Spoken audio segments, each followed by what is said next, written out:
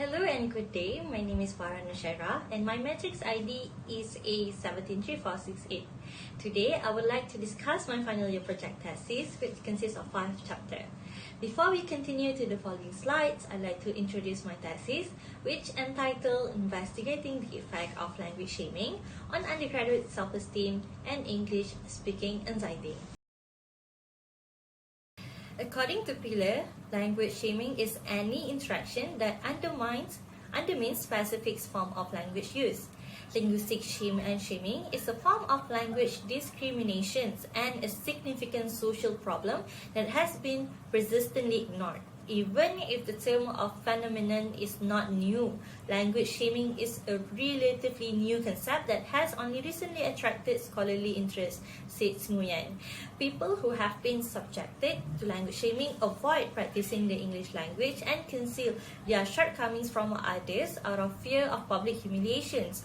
Therefore, the purpose of this study is to determine if language shaming affects undergraduates' communication abilities in English and helps them acquire confidence and self-esteem when speaking the language.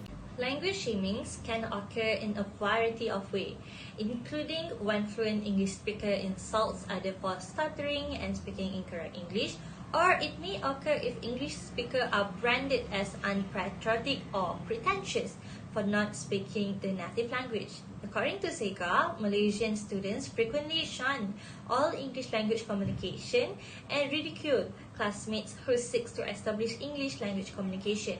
According to Ahmad et al., many occurrences of English language speaking anxiety are caused by previous unfavorable experience, the attitudes of classmates, and cultural prejudice. Therefore, language shaming may cause individuals to feel insecure, leading to low self-esteem and fostering English speaking anxiety.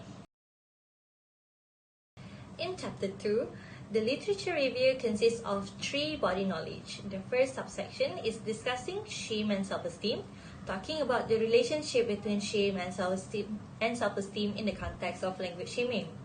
The second subsection is about the causes of language shame and shaming that discuss what factors contribute to the occurrence of language shaming. Lastly, the last subsection is about English spoken language anxiety that discusses on English anxiety that relates to language shaming. This study employed a quantitative research strategy and a survey research design. The population consists of a subset of Malaysian undergraduates enrolled in Malaysian Public University, which is IPTA, with a range of academic specialization. The target number of attendees was 50. The populations was selected, so a wider range of analysis and responses would be generated from the data gathering. The sampling method utilized for this study was the snowball method, which I visited a local library at UKM to recruit participants. The library was chosen as the location for participant recruitment because people were more ready and comfortable answering the questionnaire there. So after that, I asked the participant to distribute the questionnaire to other participants who fit the study specified category and criteria. The questionnaire was distributed via social media, primarily the WhatsApp application. So moving on, the instrument utilized for this study include the Foreign Language Classroom Anxiety Scale, FLCAS, created by Horwitz 1986, and an adaptation of D.M. Westling, a survey of language shaming experiences in interpreted education.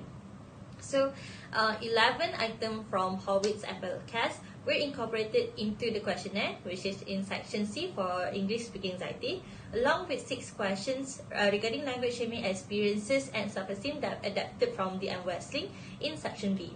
The items were distributed via Google Form as questionnaires, enabling me to calculate the link and recruit participants. So, the descriptive statistical analysis was computed using SPSS software. It was utilized based on the frequency count, mean, and standard deviation. For open-ended survey responses of participant experience with language shaming, it was analyzed for emergent themes employing open coding and the classification of keyword correlate to the language shaming experience. Here, we will start discussing the findings. More than half of the undergraduates in the study had experienced some form of language shaming, in which 72% of respondents had experienced language shaming behavior by other people. Additionally, before this survey, the majority of respondents, which is 74% of them, had heard the term language shaming. So in question 4, when it identified people shaming them from 1 of 5 category, the responses indicated that the language shaming was most often done by friends, secondly by social media users, and then thirdly by classmates. Families were the next group to engage in language shaming activities, and finally co-workers. For question 5, it could be seen by participant responses that the majority of shaming activities happen in direct relation to the educational setting, in which 55% of respondents were being shamed in classroom setting, while 34% of respondents witnessed language shaming happening on the internet community, which is social media. So, of particular note is that a majority of the language shaming experience occurred in an educational interaction with classmates and friends. The narrative coding uncovered 3 primary themes, which are language ideology, non-standard language variety, and language prestige.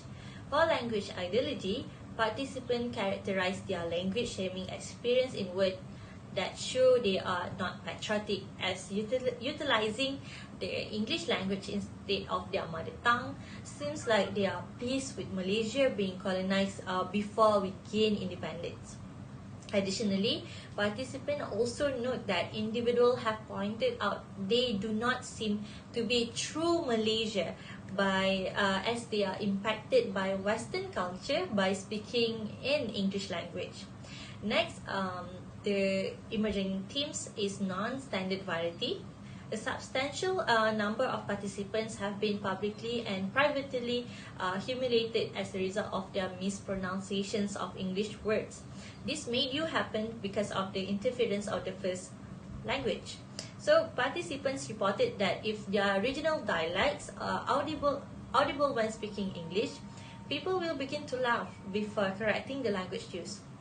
Lastly, regarding language prestige, which is the last emergent themes, participants stated that they have been shamed on the internet by those who believe they have more superior or more prestigious English language skills than the participants, pointing out grammatical errors and condemning the poor English usage of others. Since 28% of participants indicated in their responses that they have never been subjected to language shaming, only the remaining 72% of participants' responses will be analysed in the section. Among the 36 respondents who have experienced language shaming, 83.33% indicated in their responses that language shaming negatively affected their self-esteem. The high rate of 83.33% of undergraduates who have encountered language shaming confirms that the language shaming damage their self-esteem. It is consistent with what Allison's 2014 discovered, namely that shame experiences are strongly associated with changes in self-esteem, and it seemed probable that frequent shame experiences could be associated with long-lasting poor self-esteem. So consequently, the first research questions of the study have been answered based on the findings that language shaming experiences influence the self-esteem of undergraduates. The result of descriptive statistics are shown in the table. However, only 3 of the 11 questions with the highest mean will be analysed and discussed. I believe that the 3 items with the highest mean will provide a comprehensive picture of the participants' English language speaking anxiety. After analysing the elements in Table 3 regarding English language speaking anxiety, it was determined that the majority of participants with mean 3.22, standard deviation 0.910 related their worry to the disappointment they experienced when attempting to speak English fluently. In addition, participants with mean 3.12 as a standard deviation 0.689 say that speaking English makes them apprehensive and nervous. Furthermore, the participant experienced anxiety when speaking the English despite being well prepared, but with mean 2.94 SD 0.80. This may have occurred as a result of participants' prior exposure to linguistic shaming during which they were judged by others. One of the three components identified by Horwitz, namely fear of negative assessment, is reflected in the top three items with the highest mean of the descriptive statistic used to measure undergraduate speaking anxiety. Angka Kosong 2015 states that speaking English is a view more as a performance evaluations than as a mean of international communications. Therefore, the students were petrified of being judged by the instructor for fear of failing the course. Thus, by correlating with the current research, it can be concluded that undergraduates fear the judgments of their spoken language by others. This may be a result of their recurrent experiences with language shaming. Hence, the second research questions of this study has been answered based on the findings. The main conclusions of this research is that undergraduates are aware of the phenomena of language shaming and its negative consequences on undergraduate self-esteem and English-speaking anxiety. These studies identified three emerged elements that emerge from undergraduates' responses, which is language ideology, non-standard variety, and language prestige. Even though the term language shaming is widely acknowledged, the incidents of language shaming they have encountered before continue to impair their self-esteem and English-speaking anxiety. Hence, the pejorative nature of language shaming could deter undergraduates from learning and exploring the English language, particularly as a communication skill. The limitations of this research was that it hampered by the fact that the data came from a self-reporting survey. Participants responded by following their personal experiences in contrast to what was demonstrated in real time. A broader population of undergraduate participants may have given different results as the sample size of this study is small. Since the questionnaire contains an open-ended questions, only a small proportion of respondents disclose their complete experience with language shaming. Generally, most respondents supplied a single line explaining their experience, making it challenging to analyze the questions and response.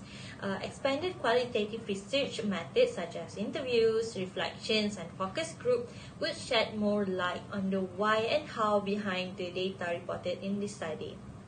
So that's all from me. Thank you very much.